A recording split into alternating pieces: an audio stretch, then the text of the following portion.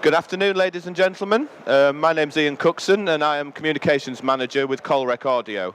I've been Communications Manager for about 4 years now, and part of my role is dealing with exhibitions and demos and rental equipment, so I have a lot of involvement in the import and export and the moving around of equipment on a temporary and a permanent basis. Today I'm going to give you a... Have we disappeared again? Sorry. I'm going to give you an overview of how Calrec operates in America, and hopefully you can draw some parallels for yourself from how we do it. I'm not going to claim to be an expert, but I'm going to tell you how we can do it, and hopefully point you in the direction of information that may be useful for you as a company. So the schedule today, I'm going to give you a brief history of Calrec, and then also a run through of how we first got established in the USA.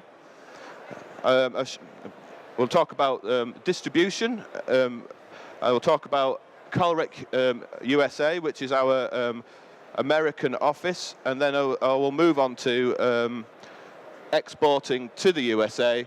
And there's basically three major categories that we export: with permanent imports, temporary imports, and customer support. So here we have a brief history. As you can see, that's the first audio console and our current audio console that we have that we are making and manufacturing today. So 1956, the Calder Valley Sound Recording Group is founded. This was essentially a group of friends, enthusiasts, who set together to make a multi-track recording studio. In 1964, we were incorporated as Calder Recordings Limited, and this is our 50th anniversary as being an incorporated company. 1971 is when we started making mixing consoles, primarily bespoke solutions for the BBC, and from there we expanded into different territories. 1977, and this is to the best of our belief, Calrec supplies the first true stereo broadcast console. And in 1978, the Soundfield microphone is introduced. It was an invention by company founder Ken Farrer, and as you may know these days, the Soundfield is a company in its own right, and it's currently now part of the TSL group. 1981, Calrec supplies the first digitally controlled assignable console. This was a digital surface controlling, it was still analog sources. In 1996, the Q2 console was designed for outside broadcast trucks, and this was introduced in the USA. Later on, you'll see why this particular console was pertinent in our history and trading in the USA. In 2006, we introduced Bluefin DSP, which was a FPGA technology. We're still one of the only few manufacturers that use FPGA technology, but it gave us the ability to create more power in the same small space. And in 2009, Hydra 2 and Bluefin 2 were launched, and that's our current iteration of the FPGA console, and Hydra 2 is our networking solution. So, our first steps. Bob Dixon, a gentleman who's quite famous in broadcast circles, he was a freelance A1 in the early 90s, and he used a Calrec in a BBC truck just by chance. And a gentleman called George Hoover, who's the director of NEP Super Shooters, a major OB company in the USA, he consulted Bob about what was the best mixing console to put in his truck. Bob gave a glowing report of the Calrec, which he had seen previously, and George took this advice and he built 2 trucks with Q-series consoles And both of those trucks were used at the Atlanta Olympics in 1996.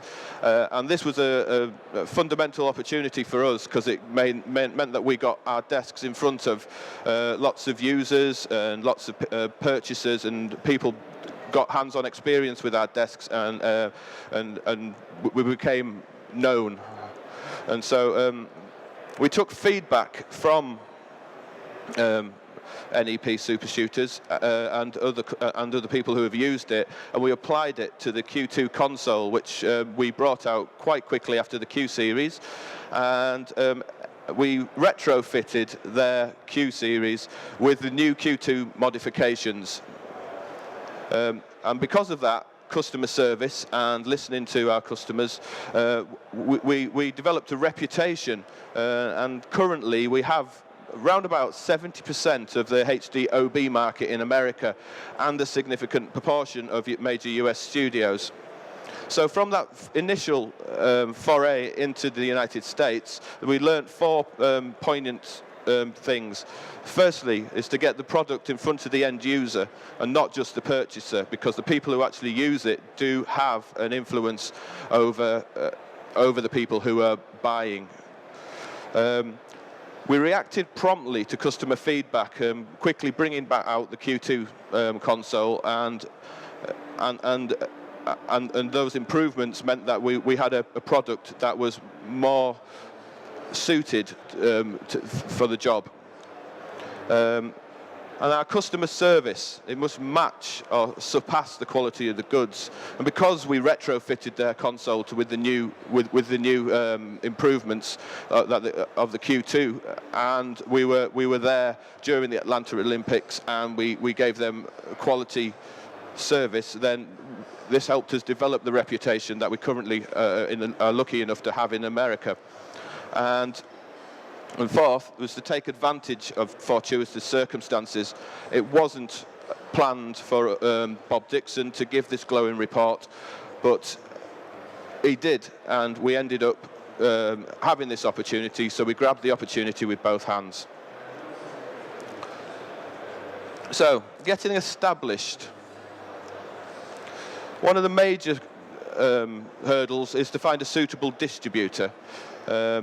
Maybe somebody who has sympathetic products and they've got the technical experience so that they can support your product, because you may not necessarily be based in America. Somebody who has contacts in the business, so that they're already established a relationship with some of the people that you're wanting to get your product in front of, and they're in the right time zone. The way that we did it, we had sales managers in the USA, and the sales managers would either personally manage the sales or manage the distributor. After a certain amount of time, our distributor is based in Manhattan.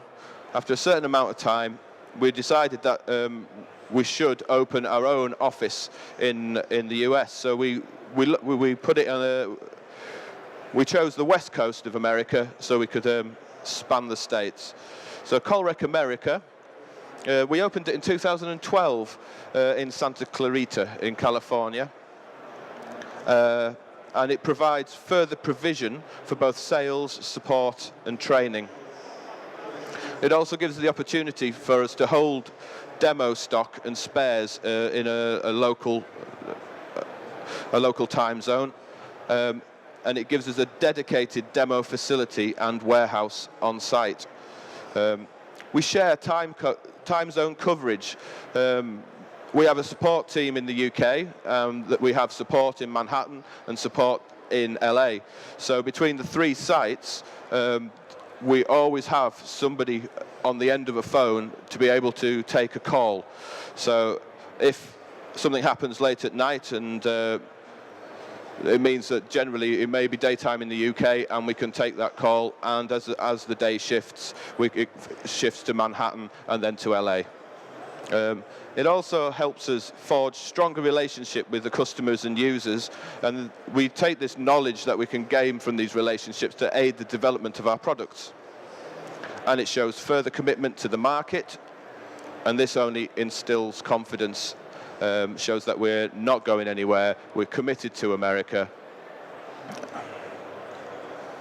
And we also now have the opportunity for dedicated backroom staff.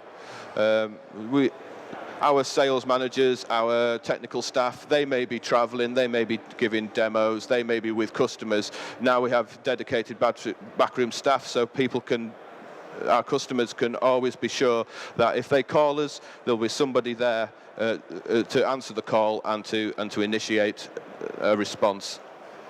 It also gives us a level playing field with competitors. Not only not only the domestic competitors in the USA, but also other competitors who also have offices based in America. So exporting to the USA. As I mentioned previously, there's permanent imports, which is generally when we've sold something into the States. Temporary imports that we use for demonstrations and exhibitions, such as this. And customer support, which is our spares, repairs. So, permanent imports. As I stated, our sales are permanently imported into the US. And there are a series of Incoterms, and this defines the responsibility between the customer and the vendor.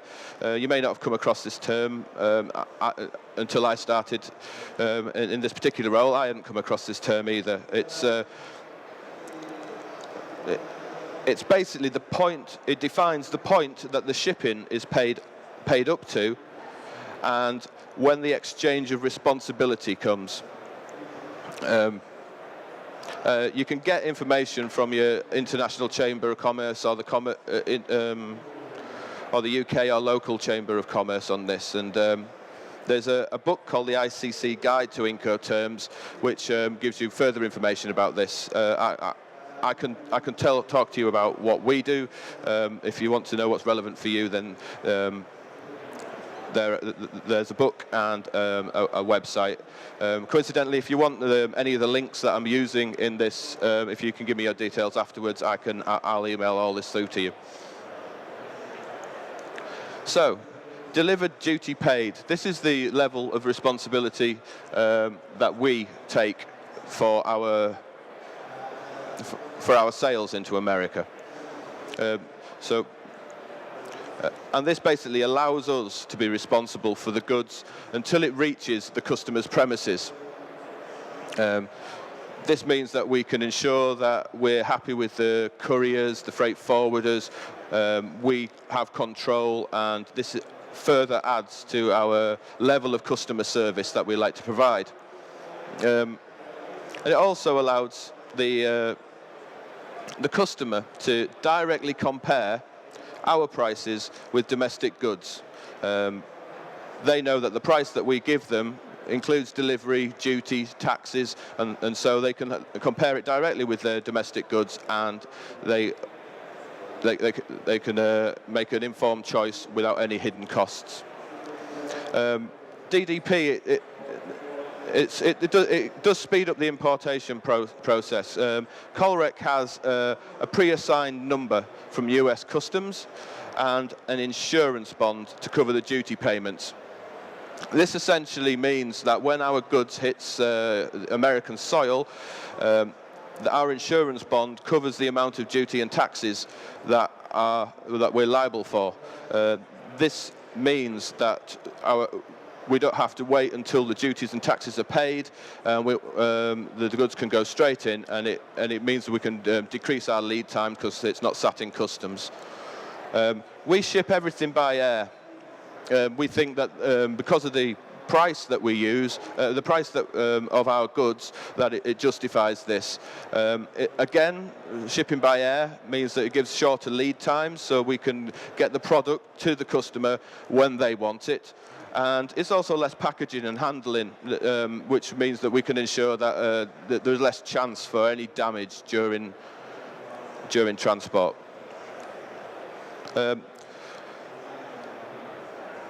We have every goods. When you export goods, they require a commodity code, and this and you need to know what the commodity code is, so you can export from the UK and into the States.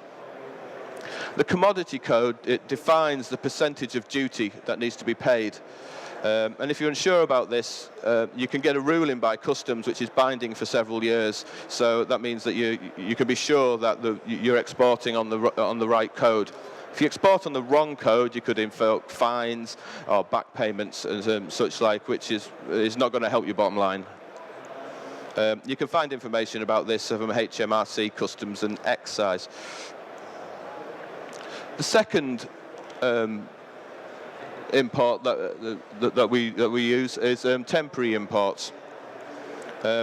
This is mainly for demoing our kit or for exhibitions. We use a temporary import bond, which is calculated on a percentage of the duty, and that percentage of the duty is defined by what commodity code your goods fall under. Generally, the TIB lasts about a year, but it can be extended, but it's not guaranteed. You have to apply for an extension, and they may just say no. It's a good idea when using a TIB to stick to the time scales and commodity codes and values. Otherwise, you might find yourself again with fines or back payments and that kind of thing. And make sure that you export the goods correctly before the expiration of the TIB. Otherwise, you could destroy a relationship with customs, which will mean it's going to be harder next time to get your goods in and out of the country. It's advisable to enter and exit through the same airport or port. That means that the paperwork is dealt with by the same customs office, but it's not necessarily imperative. And you can't make any changes to the imported goods. What goes in has to be exactly the same as what comes out of America. So it's a good idea to ship everything with spares, so that if in the circumstances when something does go wrong, then you don't have to import new spares or to repair your product while it's traveling around the States. There are limitations to using a TIB.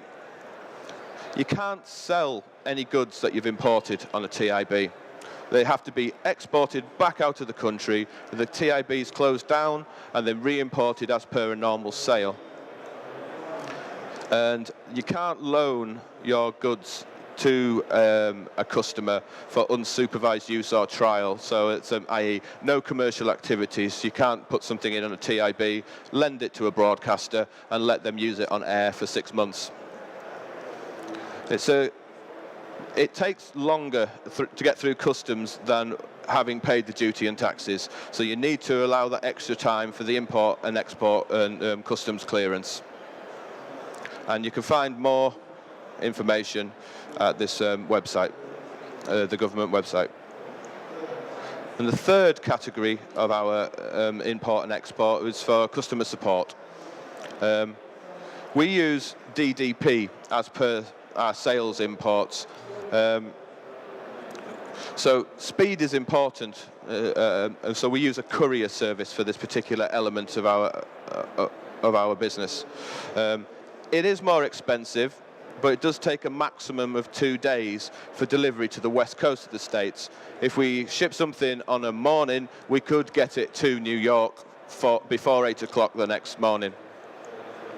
But generally the way that we work it is we hold stock at our distributor on the East Coast, and we hold stock at our Calrec office, Calrec America, on the West Coast, and so we can use that stock to support our customers and then replenish the stock at our two offices.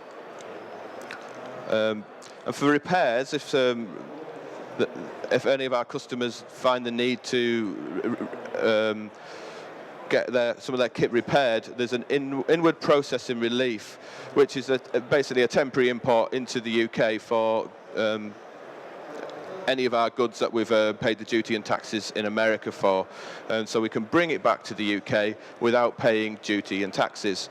This is under Notice 221 of the HMRC. You'll find information of that on the HMRC website. So, to conclude, basically how we got ourselves into the situation we are in America is to maximise the opportunities that we were presented, find the right distributor who can support your product and believe in your product, ascertain the correct level of representation, so that's why we opened our office, as I stated previously, and set up a bond for quick importation of the goods so we can shorten lead times and heighten our customer service.